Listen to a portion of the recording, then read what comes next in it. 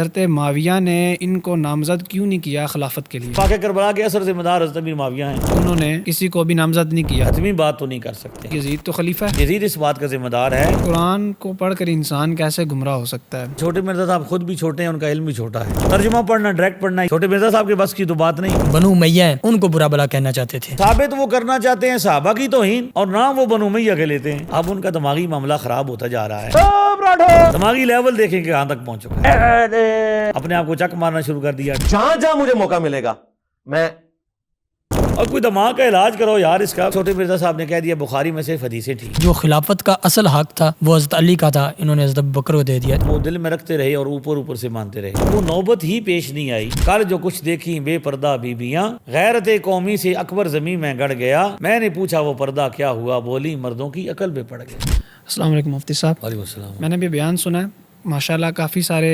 جو میرے ذہن کے اندر شبہات تھے بہت زیادہ کافی کلیئر ہو گئے ہیں، لیکن ایک سوال یہ پیدا ہوتا ہے کہ جس طرح آپ نے بھی بیان کیا کہ حضرت امیر معاویہ کی اور حضرت امام حسن حسین کی صلح ہو چکی تھی، تو پھر حضرت معاویہ نے ان کو نامزد کیوں نہیں کیا خلافت کے لیے؟ حالانکہ جب سب کچھ کلیئر ہو چکا تھا، ان کو پتہ بھی تھا کہ یہ حضرت علی کے بیٹے ہیں، حضور کی آل میں سے ہیں، تو ان کو خلافت کے لیے نامزد کیوں نہیں کیا گیا؟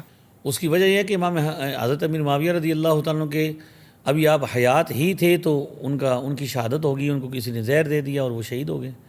تو جس وقت معاملہ تو خلافت کا تب پیش آتا ہے کہ جب بندہ جو موجودہ خلیفہ ہے وہ دنیا سے جا رہا ہو، تو یا اس کی بیماری کے آثار ظاہر ہوں گے ہوں، جیسے کہ حضرت صدیق اکبر نے آخری وقت میں حضرت عمر بن خطاب کو منتخب کیا جب ان کو مرض شروع ہوا تھا۔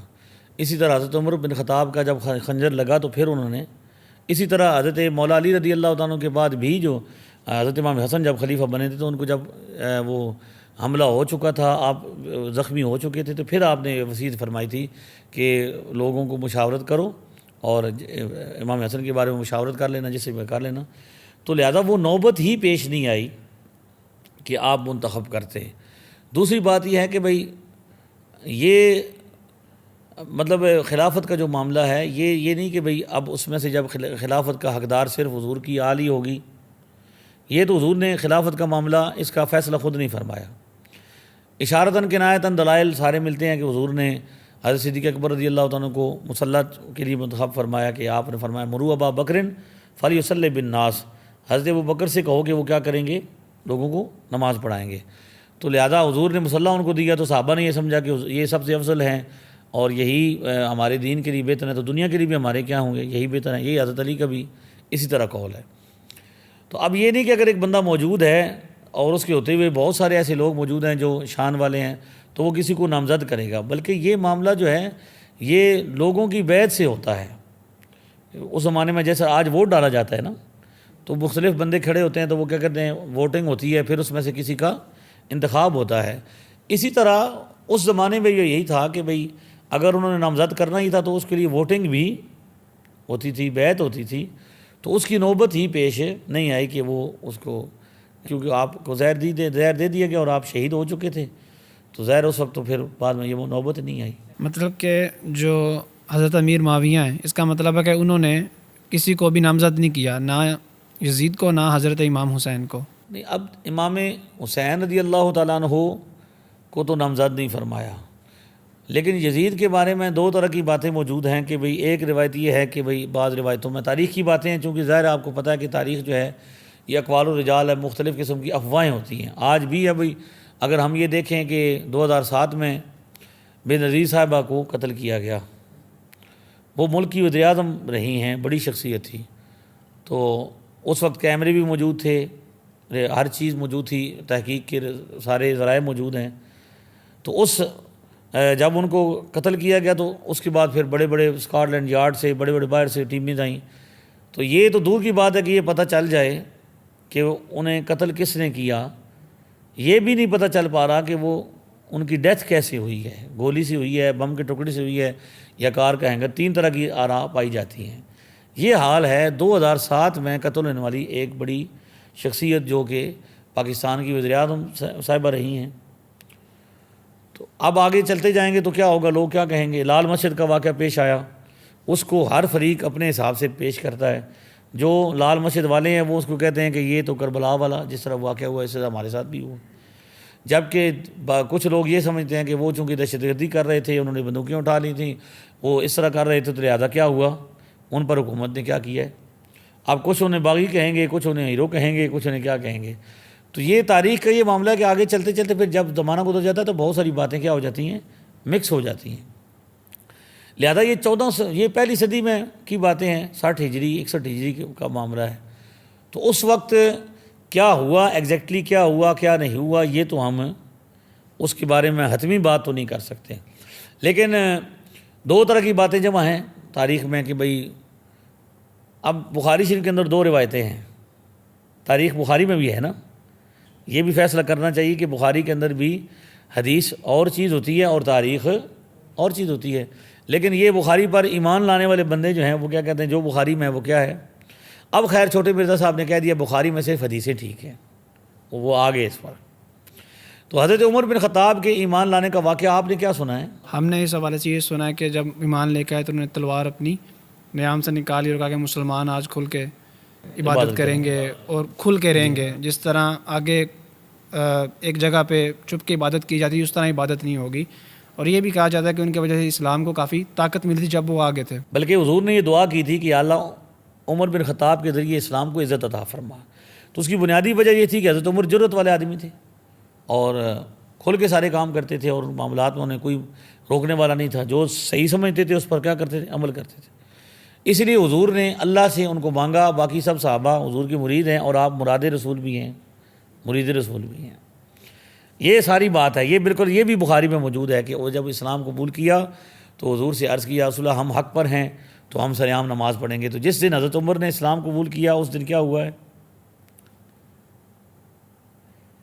سریعام نماز ادا کی۔ لیکن بخاری ہی کے اندر دوسری تاریخی روایت ہے کہ جب حضرت عمر نے، جیسے چھوٹے مرزا صاحب نے بڑے مزے سے بیان کیا کیونکہ انہیں وہ چیز بڑا مزہ دیتی ہے جو صحابہ کرام کے خلاف جائے، تو اس روایت کے بارے میں کہا کہ بھئی وہ حضرت عمر، دوسری روایت میں یہ ہے، دوسری تاریخی روایت میں کہ حضرت عمر اسلام قبول کر کے گھر چھپ کے بیٹھ گئے اور ڈر رہے تھے کہ بھئی میں باہر نکلوں گا لوگ میرے ساتھ لڑیں گے، فلانا قبیلہ میرے ساتھ لڑے گا، فلانا لڑے گا۔ دونوں بخاری میں ہیں، تو دونوں باتیں ٹھیک ہو سکتی ہیں کہ دیکھا یہ جائے گا کہ مسلمانوں کی اکثریت کس کو ایکسیپٹ کرتی ہے، کس بات کو سمجھتی ہے، اور زیادہ بہتر بات اور صحیح بات کیا ہے۔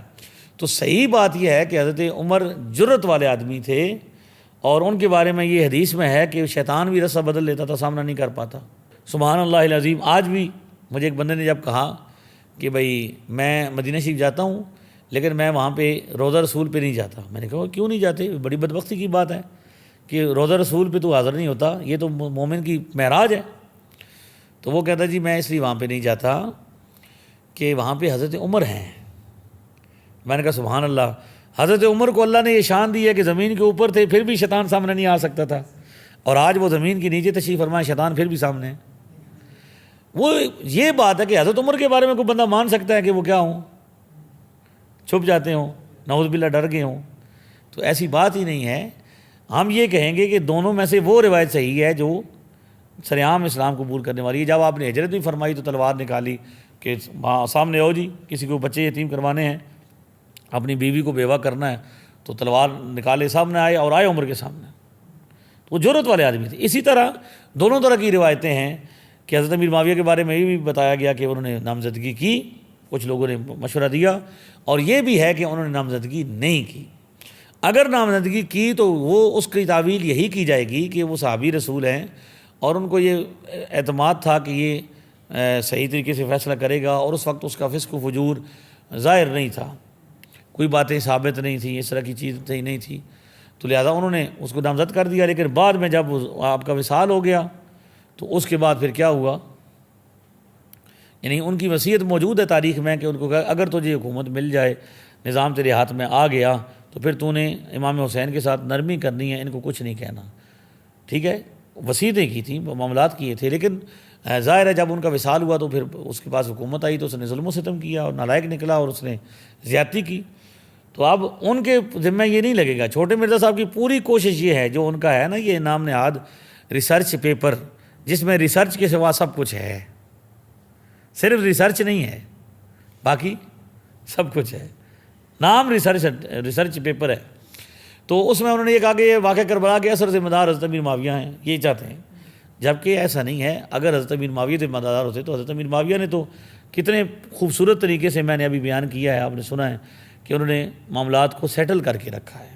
ان کے زمانے میں کوئی شورش نہیں ہوئی، کوئی انتشار نہیں ہوا، کوئی جھگڑا نہیں ہوا۔ اور بخاری شریف کی روایت 2704 کے مطابق انہوں نے حضرت امام حسن کو یہی پیغام بھیجا کہ یہ اگر ہم آپس میں لڑیں گے تو مسلمانوں کا قتل ہوگا، بچے یتیم ہوں گے، عورتیں جو ہیں وہ بیوہ ہوں گی، تو اس نقصان کا ذمہ دار کون ہوگا؟ ہم اللہ کی بارگاہ میں جواب دیں گے۔ تو امام حسن نے اس بات کو ایکسیپٹ کیا اور صلح کی۔ تو وہ ہمدرد آدمی تھے، صحابی رسول تھے، انتہائی سمجھدار اور زیرک تھے۔ انہوں نے بھی یہ معاملہ، میرا یہ خیال ہے کہ انہوں نے اس کو فیصلہ نہیں فرمایا، انہوں نے اس کو چھوڑ دیا کہ مسلمان میرے بعد کیا کر لیں گے، فیصلہ کر لیں گے، جس طرح حضرت مولا علی نے چھوڑا تھا، جس طرح باقی لوگ چھوڑ کے گئے تھے۔ تو اس کی طرح طرح کی باتیں ہیں۔ تو کبھی بھی ہم حضرت امیر معاویہ، یزید کے کارناموں کا ذمہ دار حضرت امیر معاویہ کو قرار نہیں دے سکتے۔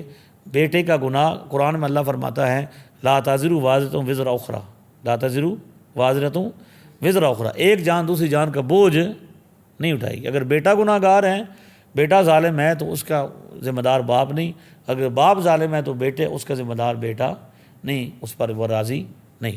دوسرا سوال میرا یہ ہے کہ ہم اگر یزید کو دیکھتے ہیں تو ہم اس کو عبرت کی نظر سے، عبرت کی نگاہ سے دیکھتے ہیں کہ اسے عبرت حاصل کرنی چاہیے جو کام اس نے کی ہیں۔ جی لیکن میں نے ابھی کچھ دنوں پہلے کچھ ویڈیوز دیکھی ہیں، ایک ہیں ہمارے منڈی والے مولوی، تو اب انہوں نے باقاعدہ ایک پوڈ کاسٹ تھا یا مے بی انٹرویو تھا، اب اس کے اندر انہوں نے یہ کہا کہ وہ سے اس بات کے اوپر بحث کر رہے ہیں کہ ہم کیوں یزید پہ لعن طعن کریں، اور دوسرا یہ ہے کہ یزید تو خلیفہ ہے، تو خلیفہ کا تو آپ نہیں کہہ۔ اور پھر تیسرا جو مین پوائنٹ تھا وہ یہ تھا، وہ کہہ رہے تھے کہ مجھے ثابت کریں کسی حساب سے کہ یزید نے ظلم و ستم کروایا۔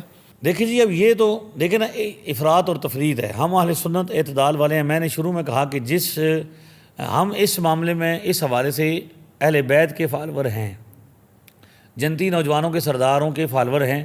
امام حسن نے حضرت امیر معاویہ سے صلح کی، ہماری بھی صلح ہے۔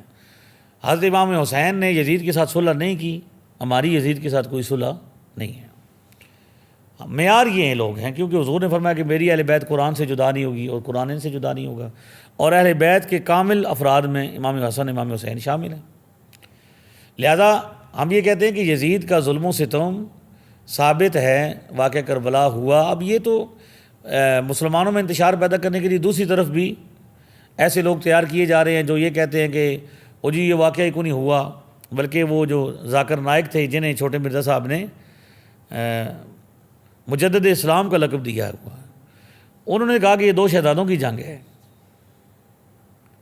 چھوٹے مرزا صاحب کے جو مجدد ہیں انہوں نے کیا کہا؟ یہ 2 شہزادوں کی جنگ ہے۔ تو اس کو وہ یہ ثابت کرنا چاہتے ہیں، یہ کرنا چاہتے ہیں کہ یہ بس ایسے جی معاملہ نہیں تھا۔ تو یہ جو غیر مقلدین ہیں یا یہ جو خوارج کا مزاج رکھنے والے لوگ ہیں، یہ چاہتے ہیں کہ یہ امام حسین کو نعوذ باللہ کچھ تو غلط کہتے ہیں، اور کچھ یہ کہتے ہیں کہ یہ دونوں طرف ایسا ہے، یزید کی حمایت کرتے ہیں۔ تو یزید اس بات کا ذمہ دار ہے، یزید کے ہوتے ہوئے سارا ہوا، یزید کے حکم سے ہوا، یزید نے لشکر بھیجا۔ اگر یزید اس بات پر راضی نہیں تھا تو جب سارا قافلہ وہاں میں پہنچا ہے اور اسے پتہ چل گیا کہ یہ فلاں فلاں قتل کرنے والا ہے، شمر قتل کرنے والا ہے، تو یزید نے ان قاتلوں کو سزا کیوں نہیں دی؟ انہیں عبرت کا نشان کیوں نہیں بنایا؟ اسے چاہیے تھا نا کہ وہ امام حسین کا قصاص لیتا، بدلہ لیتا، لیکن کہیں کوئی تاریخ میں ایسا موجود ہے کہ وہ اس نے لیا ہو؟ تو ایسا جب نہیں تو وہ مولوی صاحب کیوں ان کی حمایت کر رہے ہیں؟ وہ کیوں ایسا کہتے ہیں کہ بھئی وہ یزید جو ہے وہ امیر المومنین ہے، ایسا ہے، وہ ایسا ہے؟ ہم بالکل یزید کو نہ امیر المومنین مانتے ہیں نہ صالح مانتے ہیں۔ ہم اس کے اور اس کے بعد پھر واضح طور پر جب اس نے مدینہ شریف پر حملہ کروایا، مدینہ شریف مسجد نبی کی بھی حرمتی کروائی، وہاں پہ گھوڑے بندھوائے، وہاں پہ مسلمانوں کو صحابہ کرام شہید کرائے، غالباً تاریخ میں یہ آتا ہے کہ 700 صحابہ شہید کروائے، اور مدینہ شریف کی خواتین کی عصمت دری کی گئی، ان کی عزت لوٹی گئی۔ یہ سارے معاملات ہوئے اور ان کو نظر نہیں آ رہے۔ یہ سارا واقعہ یزید کے دور میں ہوا کہ یزید کے حکم سے ہوا، آرڈر سے ہوا۔ اچھا، میرا آخری سوال ہے، آخری سوال اس حوالے سے ہے کہ قرآن کو پڑھ کر انسان کیسے گمراہ ہو سکتا ہے، اور کافی سارے اسکالر سے بھی سنا ہے کہ قرآن کو خود پڑھیں. قرآن کے اندر یہ آیت موجود ہے جو خود کہتی ہے کہ مطلب ہم نے جس کا مفہوم یہ ہے کہ ہم نے قرآن کو آسان کر دیا. تو پھر میں نے کافی سارے علماء سے بھی سنا کہ جی نہیں، اگر آپ پڑھیں گے تو آپ گمراہی کی طرف جا سکتے ہیں. تو قرآن کو خود پڑھنے سے کیوں روکا جاتا ہے اور کہا جاتا ہے کہ علماء کے پاس بیٹھ کے صرف علماء سے آپ سنیں اور ان سے پڑھیں؟ اچھا، سوال آپ کا بہت اچھا ہے. اس پر تھوڑی سی مجھے تفصیلی گفتگو کرنی پڑے گی. سب سے پہلی بات تو یہ ہے کہ دنیا میں کوئی ایسا عالم دین موجود نہیں جو یہ کہے کہ قرآن پاک ڈائریکٹ نہ پڑھو. یہ آؤٹ آف کانٹیکسٹ بات کو کاٹا جاتا ہے اور پھیلایا جاتا ہے. ہم نے اس پر ہمارے کلپس موجود ہیں کہ قرآن پاک، علماء تو یہ کہتے ہیں کہ قرآن پاک ڈائریکٹ پڑھو. مدرسے میں علماء نے مدرسے بنائے ہوئے ہیں. پہلے دن مدرسے میں بچہ جاتا ہے، اسے قرآن پاک کا کوئی نہیں پتہ ہوتا. عالم دین، حافظ قرآن، مولوی حضرات مدرسہ بنا کے اس بچے کے ہاتھ میں ڈائریکٹ قرآن دیتے ہیں، پڑھ. معاشرے میں حافظ موجود ہے نا، تو حافظ قرآن جب نہیں ہوتا حافظ تو وہ مدرسے جاتا تو پہلے دن اس کے ہاتھ میں قرآن نہیں دے دیتے، ڈائریکٹ دیتے ہیں کہ وہ درمیان میں کوئی اور چیز لگا کے دیتے ہیں. ڈائریکٹ پکڑا دیتے ہیں کہ یہ قرآن پاک، اس کو پہلے یاد کرو، اس کا پورا متن یاد کرو. اور اس کے بعد پھر 8-9 سال تک مسلسل قرآن پاک کو سمجھنے کے لیے علوم اور فنون پڑھائے جاتے ہیں. صرف، نحو، منطق، بلاغت، بدیع، معانی اور اس طرح علوم و فنون ہیں.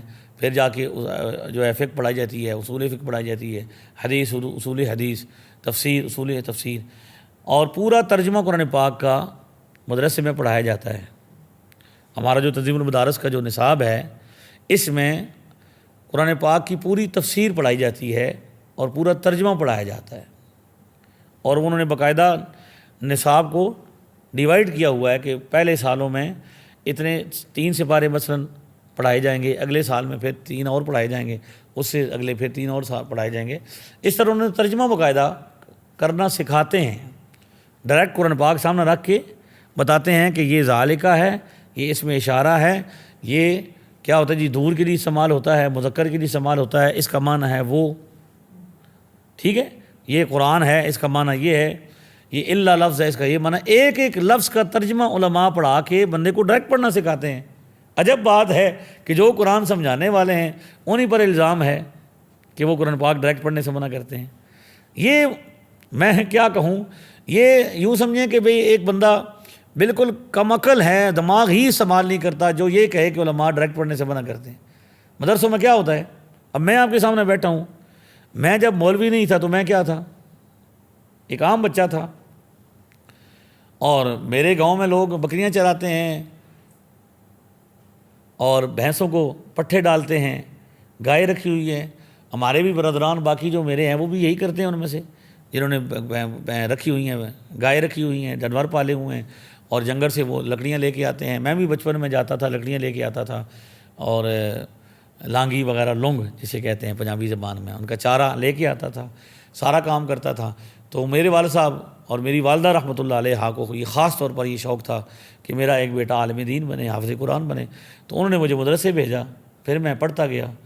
تو میں آج آپ کے سامنے مولوی ہوں، میں قرآن پاک سارا ترجمہ کر لیتا ہوں، پڑھا بھی سکتا ہوں، تفسیری حدیث بھی پڑھا لیتا ہوں. تو میں بھی ایک عام آدمی تھا، مجھے بھی ڈائریکٹ علماء نہیں، میرے استادوں کی برکت کی وجہ سے میں آج لوگوں کو سمجھا رہا ہوں. اس بات کو سمجھیں کہ علماء تو قرآن پاک پڑھانے والے ہیں. مدرسے کس کے لیے بنے؟ قرآن پاک کو سمجھنے کے لیے. ایسا ہی ہے، عالم حافظ قرآن بناتے ہیں، قاری بناتے ہیں، عالم بناتے ہیں، پھر بندہ ڈائریکٹ کیا ہوتا ہے، سمجھنا شروع کر دیتا ہے.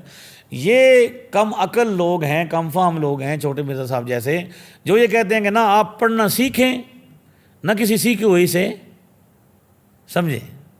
یعنی نہ خود پڑھنا ہے قرآن پاک کو سمجھنا ہے، نہ کسی سمجھ والے سے سمجھنا ہے. دنیا کا جتنا بھی تعلیمی نظام ہے، پورا سٹرکچر ہے ایجوکیشن کا، اس کا کیا نظام، کیا ہے، سسٹم کیا ہے کہ اب آپ بچے کو اسکول بھیجتے ہیں، بچہ جاتا ہے جی، پہلے دن اسکول جاتا ہے، پریپ میں، نرسری میں، اس کے بعد کیا ہوتا ہے جی 1 ہے، پھر اس کے جا کے میٹرک کرنے کے لیے میرے خیال میں 12 سال آج اسکول جانا پڑتا ہے. ایسا ہی ہے. اور اگر ساتھ ایم اے بھی کریں تو کتنے سال بن گئے؟ 12 اور 4 16 سال ہیں. 12 اور 4 کتنے ہوتے ہیں؟ 16 سال نہیں ہیں, 18-19 سال بن جاتے ہیں تقریباً. تو یہ اتنا سال بچے کو اسکول بھیجا جاتا ہے. مجھے یہ بتائیں کہ جو اسکولوں میں کتابیں پڑھائی جاتی ہیں وہ کن کی لکھی ہوئی ہیں؟ انسانوں کی. انسانوں کی کتابیں ہیں, ان کے ترجمے ملتے ہیں, ان کی حل شدہ پیپر بھی مل جاتے ہیں, گائیڈز مل جاتی ہیں, سب کچھ مل جاتا ہے. لیکن آج تک کسی بندے نے یہ دعویٰ کیا ہے کہ بھئی بچے کو اسکول بھیجنے کی ضرورت نہیں, خود ترجمہ پڑھ لیں گے, پیپر حل کر لیں گے, ڈاکٹر بھی خود ہی بن جائیں گے, انجینئر بھی خود ہی بن جائیں گے, ٹھیک ہے جی, سائنسدان بھی بغیر کسی استاد کے. تو جب ایک انسان کا بنایا ہوا نصاب کتاب بغیر استاد کے سمجھ نہیں آتی تو قرآن پاک بغیر استاد کے کیسے سمجھ آئے گا؟ تو علماء یہ کہتے ہیں کہ قرآن پاک کو استاد سے سیکھو, جیسے باقی ساری چیزیں استاد سے سیکھی جاتی ہیں. ویلڈنگ بھی بندہ بغیر استاد کے نہیں کر سکتا, الیکٹریشین بندہ بغیر استاد کے بتاتا ہے نا استاد, یعنی وہ پریکٹیکل ہو یا تھیوری ہو یا پریکٹیکل ہو, بتانا پڑتا ہے کہ یہ چیز ہے, سیکھنا پڑتا ہے. تو ہم یہ کہتے ہیں کہ جس طرح باقی چیزوں کے لیے ٹائم دیتے ہیں, قرآن پاک کو بھی ٹائم دیں. ایک ماہر استاذ کے پاس جائیں. اور اگلی بات کہ جو یہ کہتے ہیں قرآن ترجمہ پڑھنا ڈائریکٹ پڑھنا, یہ بھی جھوٹ ہے کہ ترجمہ پڑھنا ڈائریکٹ نہیں ہے. ڈائریکٹ پڑھنا ہے عربی زبان میں. اللہ تعالیٰ نے قرآن پاک نازل فرمایا تو ترجمہ نازل فرمایا یا قرآن پاک عربی زبان میں نازل فرمایا؟ تو ترجمہ کس نے کیا ہوا ہے؟ علماء نے. ترجمہ پڑھ کے تو بندہ یہ دعویٰ ہی نہیں کر سکتا کہ ڈائریکٹ پڑھو. ڈائریکٹ پڑھنے کا مطلب ہے جس زبان میں نازل ہوا ہے اس میں پڑھو. اور ڈائریکٹ اگر کوئی کائنات میں پڑھ سکتا ہے تو وہ قرآن پاک کا عالم پڑھ سکتا ہے. صرف عالم دین وہ ہستی ہے جو ڈائریکٹ قرآن پاک کو پڑھ سکتی ہے. ترجمہ پڑھ کے یہ دعویٰ کرنا کہ میں نے, تو اگر آپ ڈائریکٹ پڑھنا چاہتے ہیں تو ترجمہ اگر کسی نے غلط کیا ہے تو ویریفائی کیسے ہوگا؟ چھوٹے مرزا صاحب کے بس کی تو بات نہیں کہ وہ 10 ترجمے اگر ان کے سامنے رکھے جائیں ایک آیت کے, اور ان 10 ترجموں میں سے ان سے یہ پوچھا جائے کہ کون سا صحیح ہے کون سا غلط ہے یا کون سا زیادہ بہتر ہے کس لفظ کا, تو ان کے اندر یہ کوالٹی نہیں ہے کہ وہ فیصلہ کر سکے. یہ فیصلہ بھی ایک ثقہ عالم دین ہی کر سکے گا کہ ترجمہ درست کس نے کیا ہے اور کس نے صحیح نہیں کیا. لہذا یہ الزام ہے کہ قرآن پاک ڈائریکٹ پڑھنے سے منع کرتے ہیں. ہم تو قرآن پاک ڈائریکٹ پڑھاتے ہیں, ہمارے مدارس بھرے ہوئے ہیں, بچے آتے ہیں پڑھتے ہیں. ویلا بچہ آتا ہے جسے کچھ نہیں آتا, جب وہ جاتا ہے تو عالم بن کے جاتا ہے. دوسرا میرا ایک اصلاحی سوال ہے. کافی جو سوشل میڈیا کے اوپر ایک ایکٹیویٹی پچھلے سال 20 سال بھی تھوڑی دوبارہ ان ہونا شروع ہو گئی ہے, وہ یہ ہے کہ ایکٹر جو کہ پاکستان کے ہیں, انہوں کچھ ایکٹر نے اس طرح کے قرآن پاک کا خود سے ایک مفہوم لیا ہے کہ انہوں نے کہا ہے کہ جو قرآن پاک کے اندر جو پردہ فرض کیا گیا ہے جن عورتوں کے اوپر, وہاں پہ مومنین کہا گیا ہے, تو وہ عورتیں ہیں جو رسول اللہ صلی اللہ علیہ وآلہ وسلم کی ازواج ہیں یا پھر ان کی صاحبزادی ہیں یا یعنی اہل بیت میں سے ہیں, ٹھیک ہے. تو وہ ان کے اوپر پردہ فرض ہے, باقی جو عورتیں ہیں ان کے اوپر اس طرح پردہ فرض نہیں ہے. تو یہ مجھے اصلاحی حوالے سے, کیونکہ یہ میرا سوال نہیں ہے, یہ ایک اصلاحی حوالے سے کہ جو لوگ یہ سوچتے ہیں یا جن لوگوں کے ذہن میں یہ سوچ پیدا ہو رہی ہے کہ پردہ صرف ان کے لیے ہے, ہم اگر بغیر پردے کے بھی گھومیں تو اس کے اندر کوئی حرج نہیں ہے, کوئی قرآن پاک میں تو مومنین ان کا ذکر کیا گیا. تو اس حوالے سے بھی ذرا آپ اس پہ روشنی ڈال دیں. پہلی بات تو یہ کہ وہ آیت پردہ اگر پڑھی جائے اس میں الفاظ ہیں یا ایھا النبی کل ازواجک و بناتک و نساء المؤمنین, اے نبی اپنی بیٹیوں کو, اپنی بیویوں کو اور مومنوں کی یعنی باقی مسلمانوں کی بیویوں کو بھی فرما دیں. تو تینوں کیٹیگریز بیان ہو گئی ہیں اس میں. یعنی اس وقت صحابہ کرام تھے, صحابہ کرام کی خواتین تھی, اور بعد میں آنے والے بھی اسی طرح ہیں. تو پہلی بات تو یہ کہ یہ کنسیپٹ ہی غلط ہے کہ جی نا پردہ صرف مومنین کو ہے. مومنوں کو ہے نا, ایمان والوں کو ہے. اگر کوئی بندہ اپنے آپ کو مومن نہیں سمجھتا تو اس پر نہیں ہے, کافر پر نہیں ہے. جو بندہ اسلام کو کے اندر داخل نہیں ہوا, اپنے آپ کو مسلمان نہیں سمجھتا, مسلمان نہیں مانتا, تو قرآن پاک کے شریعت کے جتنے احکام ہیں اس میں پہلی شرط یہ ہوتی ہے کہ مسلمان ہونا. نماز کس پر فرض ہے؟ مسلمان پر, کافر پر نہیں. ٹھیک ہے جی, پہلی شرط کیا ہوتی ہے تمام احکام میں. لہذا شریعت مخاطب ہی اسے کرتی ہے جو کیا ہے, مسلمان ہے. اور دوسری بات یہ کہ اگر کوئی یہ سمجھتا ہے کہ بھئی یہ اعلیٰ سطح کے لوگ تھے تو ان کو تھا, اگلا نظریہ یا فلسفہ یہ ہو سکتا ہے کہ یہ تو اعلیٰ درجے کے لوگ تھے. تو بھائی بات یہ ہے کہ جب کائنات کی بہترین خواتین کو یہ حکم ہے، جو کائنات کی سب سے بہترین خواتین ہیں، نبی پاک کی ازواج طیبات رضی اللہ تعالیٰ عنہن، جب ان کو یہ حکم ہے کہ وہ پردہ کریں تو باقیوں کے لیے تو زیادہ ہونا چاہیے. یعنی ان کی گارنٹی اللہ نے دی ہے، رسول نے ان کی گارنٹی دی ہے. سیدہ عائشہ صدیقہ پر جب الزام لگایا تو حضور نے یہ فرمایا کہ بھائی مجھے اپنے اہل میں خیر کے سوا کچھ نہیں ہے، میری خواتین میں، میری ازواج میں یہ حضرت عائشہ جن کے بارے میں دنیا و آخرت میں تم میری بیوی ہے. اور 18 آیتیں ان کی شان میں نازل ہوئیں. اتنی پاکیزہ ہستیاں ہیں، تو ان کو جب پردے کا حکم ہے تو باقی ہماری کیا، ہم ماں و شما کیا ہیں. تو یہ بہانہ ہے جی بھئی آنکھوں کا پردہ ہوتا ہے جی، آنکھوں کا پردہ ہوتا ہے جی. پردہ چہرے کا ہوتا ہے، پردہ جسم کا ہوتا ہے، اور پردہ ضروری ہے. تو یہ بہانہ ہے کہ بھئی بندہ کہے کہ پردہ کو نہیں ہے. اصل میں وہ مردوں کی عقل پر پردہ پڑ گیا ہے. اکبر علی آبادی ایک شاعر گزرے ہیں جو برطانیہ پڑھنے گئے، برطانیہ رہے، وکیل بن کے جج بن کے پھر وہاں سے واپس آئے، اور انہوں نے آ کے شاعری کی اور فرمایا، کل جو کچھ دیکھیں بے پردہ بیبیاں، غیرت قومی سے اکبر زمیں میں گڑ گیا، میں نے پوچھا وہ پردہ کیا ہوا، بولی مردوں کی عقل پہ پڑ گیا. تو اصل میں مردوں کی عقل پر پردہ پڑ گیا ہے. خواتین تو خواتین ہوتی ہیں، ان کو جو سمجھائیں جو سکھائیں. یہ الٹی ہی چال چل رہے ہیں کہ مرد کو سر سے لے کر پاؤں تک وہ جو 3 پیس پہناتے ہیں اس میں مرد کیا ہوتا ہے، پورا کور ہوتا ہے، اور عورت کو ننگا کر رہے ہیں. السلام علیکم. وعلیکم السلام ورحمۃ اللہ. جیسا کہ امام شافعی کا قول ہے کہ اگر اہل بیت سے محبت کرنا شیعت ہے تو میں سب سے بڑا شیعہ ہوں. تو چھوٹے مرزا صاحب کہتے ہیں کہ وہ تو اصل میں جو بنو امیہ ہیں ان کو برا بلا کہنا چاہتے تھے. تو اس حوالے سے بھی روشنی ڈال دیں کہ کیا امام شافعی کا کوئی ایسا موقف ہے کہ وہ بنو امیہ کے خلاف بات کرتے ہیں یا ان کے اگینسٹ بات کرتے ہیں. اچھا، پہلی بات تو یہ ہے کہ چھوٹے مرزا صاحب خود بھی چھوٹے ہیں، ان کا علم بھی چھوٹا ہے، انہیں پوری بات پتہ نہیں ہوتی، وہ ادھوری بات بتاتے ہیں.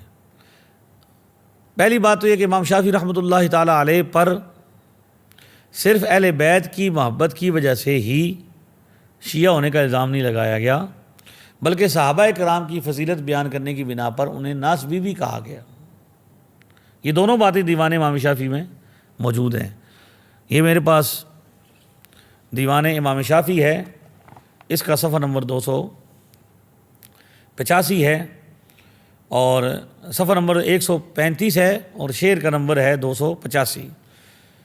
امام شافعی رحمۃ اللہ علیہ نے فرمایا، اذا نحن فضلنا علیا فاننا، جب ہم حضرت علی کی فضیلت بیان کرتے ہیں، روافض بالتفضیل عند ذوی الجہل، تو جاہل لوگ ہمیں رافضی کہتے ہیں، شیعہ کہتے ہیں. جب ہم حضرت علی مولا علی رضی اللہ عنہ کی فضیلت کو بیان کرتے ہیں تو جاہل لوگ ہمیں کیا سمجھتے ہیں، شیعہ. اور وفضل ابی بکر اذا ما ذکرتہ رمیت بنسب عند ذکر للفضل، رمیت بنسب عند ذکر للفضل، جب ہم حضرت ابو بکر صدیق کی فضیلت بیان کرتے ہیں تو جاہل لوگ ہمیں ناسبی بھی کہنا شروع کر دیتے ہیں. فلا زلت ذا رفض ونسب کلاہما بحبہما حتی وسد فی الرمل، فرماتے ہیں میں ایسا رافضی بھی رہوں گا اور ایسا ناسبی بھی رہوں گا یہاں تک کہ میں قبر کے اندر چلا جاؤں. تو دیوان امام شافعی آپ نے سنا، اس میں امام شافعی رحمۃ اللہ علیہ نے صرف اہل بیت کی محبت کی وجہ سے شیعہ ہونے کا اعلان نہیں کیا، بلکہ محبت صحابہ کی وجہ سے ناسبی ہونے کا بھی اعلان فرمایا، جس کو بیان کرنے والے ایک خاص پلاننگ کے تحت آدھا بتاتے ہیں، ادھوری بات بتاتے ہیں، تاکہ پوری بات لوگوں کو پتہ چل جائے تو کیا ہو جائے گا، لوگوں کا فائدہ ہو جائے گا. اور انہوں نے آدھی بات بتا کر انتشار افتراق پیدا کرنا ہوتا ہے. تو ایک تو یہ کہ بھئی امام شافعی رحمۃ اللہ علیہ صرف محبت اہل بیت نہیں کرتے تھے، بلکہ وہ امام اہل سنت تھے، اور وہ اہل سنت کے منہج پر تھے. اور اہل سنت کا یہی منہج ہے کہ جب وہ اہل بیت کا ذکر کرتے ہیں تو خارجی انہیں کیا سمجھتے ہیں، رافضی سمجھتے ہیں، اور جب وہ صحابہ کا ذکر کرتے ہیں تو رافضی انہیں خارجی سمجھتے ہیں. اور الحمدللہ ہم بھی اعلان کرتے ہیں کہ اگر صحابہ کی محبت ناسبیت ہے تو ہم ایسے ناسبی بھی رہیں گے، اور اگر اہل بیت کی محبت رافضیت ہے تو ہم ایسے رافضی بھی رہیں گے. اب چھوٹے مرزا صاحب کا پلان یہ ہوتا ہے کہ وہ ادھوری بات کرتے ہیں، جھوٹی باتیں بناتے ہیں، مختلف عنوانات ملاتے ہیں.